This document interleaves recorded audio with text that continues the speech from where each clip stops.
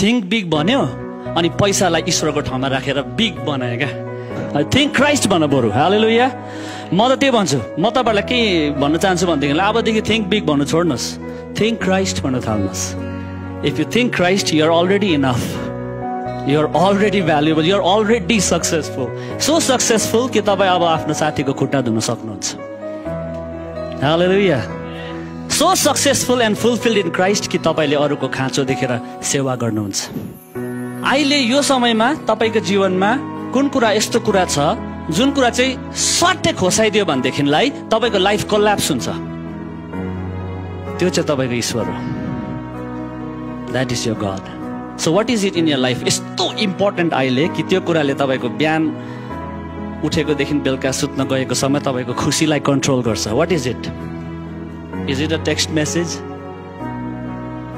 Is it the counting of likes in your post? What is it? हो, त्यो चाहिँ तपाईँको ईश्वर प्रियता। एउटाले चाहिँ उत्ताउलो भिडियो गर्यो, 1 मिलियन भ्युज आयो, आफू पनि लाग्यो त्यतातिर, अब यही रहेछ पारा, तर खास जगै छैन खुट्टा मुनि। म कहाँ उभिएको छु, म को हुँ भन्ने कुराको निश्चयता नभएको कारणले हाम्रो generation is falling away. So don't think big, think Christ. अनि चाहिँ हामी टिक्छौँ, नत्र चाहिँ मूर्तिहरूले हाम्रो ज्यान लिन्छ, हामीलाई कमजोर बनाएर हामीबाट लाइफलाई सबै तानेर लगिदिन्छ। अनि हामी अरूलाई कहिले छुने, कहिले सुसमाचार सुनाउने, कहिले लन्चमा इन्भाइट गर्ने छिमेकी साथीहरूलाई, कहिले चिया खानु लाने, सुसमाचार सुनाउने। आफूलाई पुगेको छैन कसरी अरूलाई दिनु, होइन? आफूलाई अटेन्सन पुगेको छैन कहिले अरूलाई अटेन्सन दिनु।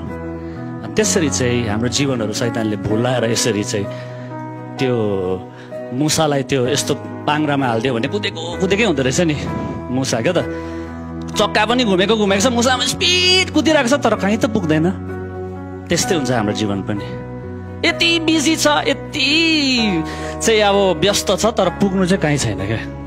लास्टमा गएर त कहाँ पुग्नुलाई कुदेको है। जिन्दगीभर लडाइँ खेल्यो, लास्टमा त के जित्नलाई हो, त्यस्तो पो भइरहेको। अझै त्योभन्दा खतरा के हो थाहा छ तपाईँलाई? जिन्दगीभर सङ्घर्ष गरेर हिमालको टुप्पोमा पुग्यो भरे त ला गल्ती पहाड पो चढेछु। What a sad moment. That's why अहिले नै लाइन पक्रिनुपर्छ हामीले। अहिले नै तपाईँको पसिना मेहनतहरू वेस्ट नहुनु र फल फलाउनु लागि जीवनमा अहिले नै तपाईँ बाटोमा आउनुपर्छ। अनि प्रभुले भन्नुहुन्छ म साँचो दागको बोट हो, तिमीहरू चाहिँ हाँगाहरू। तपाईँको जीवनको भ्याल्यु, अर्थ, सेक्युरिटी, मिनिङ सबै कोबाट आउँछ? येशू ख्रीष्टबाट आउँछ। हालेलुया। तपाईँको रूपबाट होइन, तपाईँको वरदानबाट होइन, तपाईँको सेवकाईबाट होइन, तपाईँको पावर पैसाबाट होइन, तपाईँको करियर सक्सेसबाट होइन, तर येशूबाट।